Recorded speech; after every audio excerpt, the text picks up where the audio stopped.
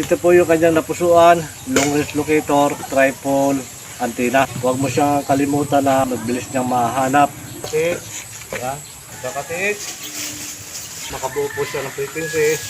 Baba, ha? Ayan, ganito po yung pataas katiit.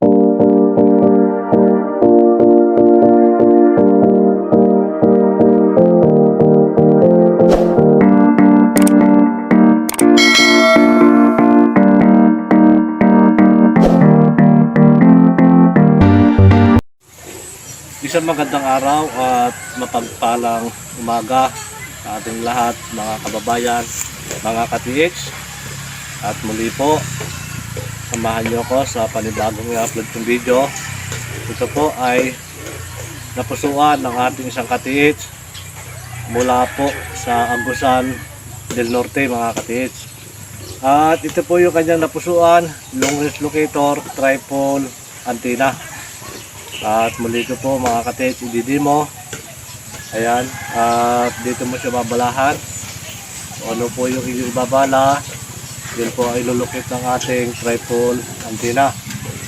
At ito ka-TH, muli ang ating ibabala dito ay 24 carats po na ring. Ayan, ito po yung 24 carats. At siya ko po ibabala.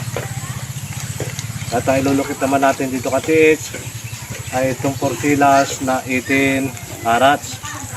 Ito ka-TH, yung aking nilulukit na porsilas.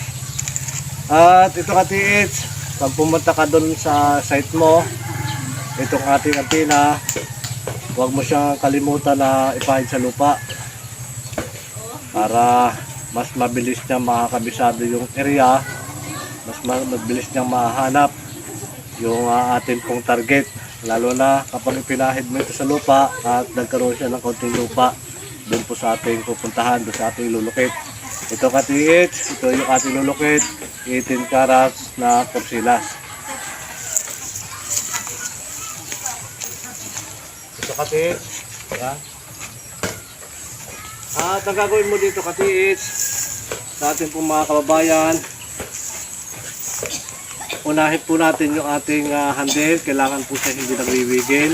Mas maganda po yung matiling po yung kanyang ikot para po mas madali pong bumaling yung atin pong locator sa kanan at sa pagkaliwa. Lalo na po kapag natapakan na natin, natapatan na, iikot po yan mga ka-TH. Hindi po siya nagwiwigil, nabilis at nabagal. At gagawin mo dito ka-TH, ipapahid mo yung dulo sa lupa. Yan, kahit ilang segundo lamang. Yan ka-TH. Tapos, gagawin nyo mga ka-TH, baba. Para po yan, mas mabilis na makakabisado ang area. Yan. Pagbaba po niya ka-TH, dahan-dahan po itataas mga ka-TH. Dahan-dahan itataas. Kailangan po, kabisaduhin nyo po yung paghawak ninyo, yung may pundo po. Pag itinaas nyo po yung ka-TH, may pundo po yan. Pag-aralan nyo lang mga ka-TH na yung pagtaas nyo hanggang doon lamang po. Huwag nyo yung pabago-bago yung pagtaas po natin. Sanayin nyo po ka-TH na pag tinaas nyo hanggang doon lang po. Kapag ay tinaas nyo ka-TH, pundo, hayaan nyo na po siyang umikot ng kanya. Kung saan siya magtuturo. Ganito ka-TH. Ayan, ganyan. Taas, pundo. Ayan. Ganyan yan. Ganito ka-TH. Ayan. Mabilis po yan. Paglulukit. Ito. Taas. Ayan. Ito po ka-TH. Yung napusuan. Long range locator. Tripod antenna.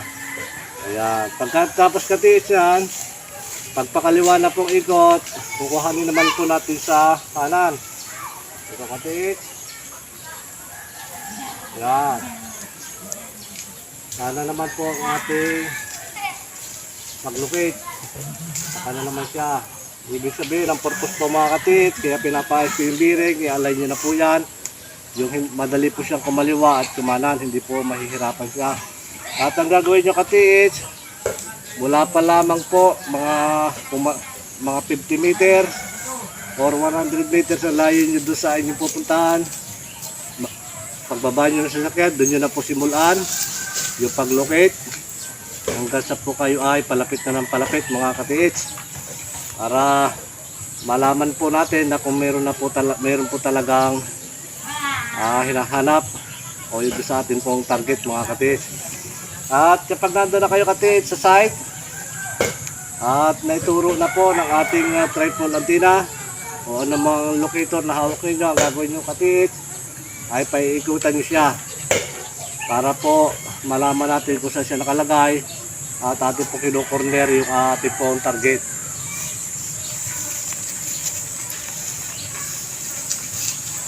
Ganito katits, yun yung gagawin. Yan.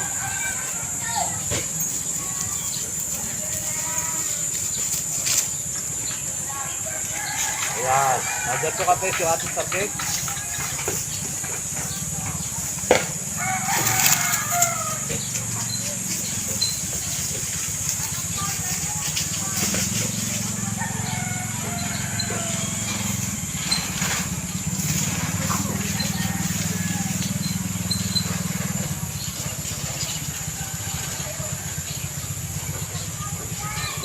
Ayan katits. At hanggang sa kayo ay palapit na lang palapit sa target.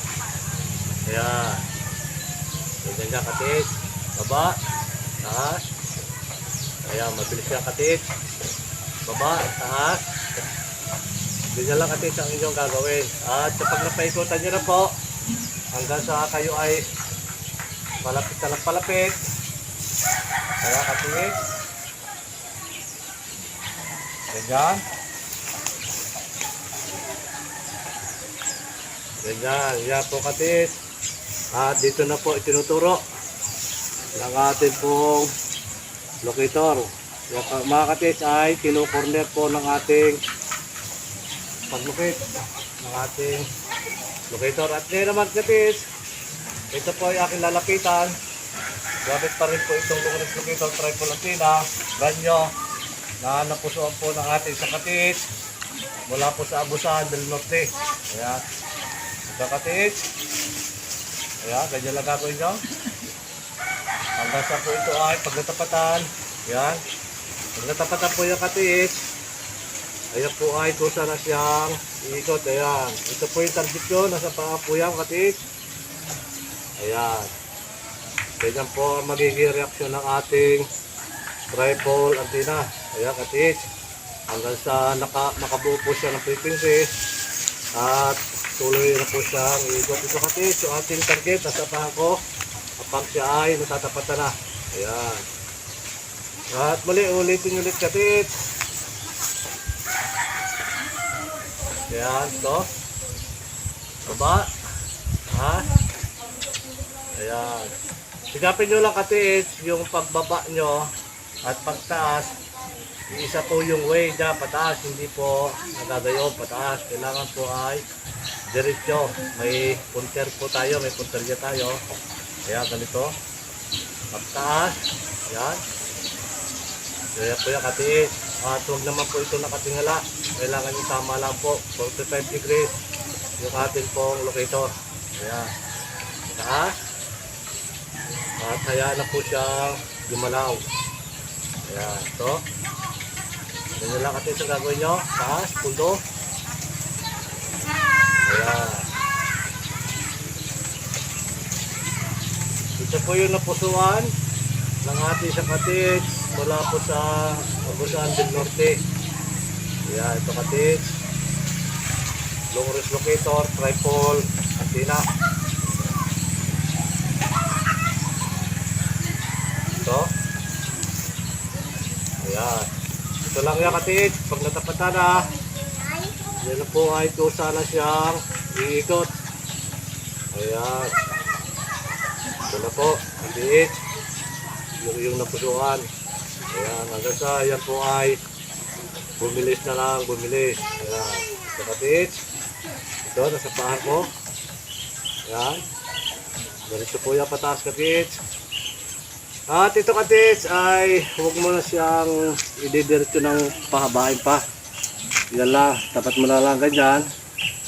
At ang gagawin mo katits, bago mo siya tapatan, kailangan na ikutan mo na siya. At naituro na po ng ating locator kung saan po tapat At saka lang po tayo tatapat doon.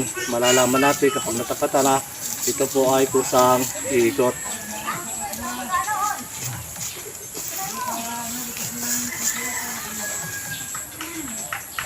Yan. Kapatid. Natapatan na. Ito kapatid ay lalo na kapag nagamit mo na lagi. Ito ay malakas na po yung kanyang pag-locate. Ayan. So, kapatid, ito po yung long range locator, tripod, antenna. Ayan na. Ito na, kapatid. Ayan. Sakay lang po yan, mga kapatid. Ayan. At muli, mga kapatid, muli ko pong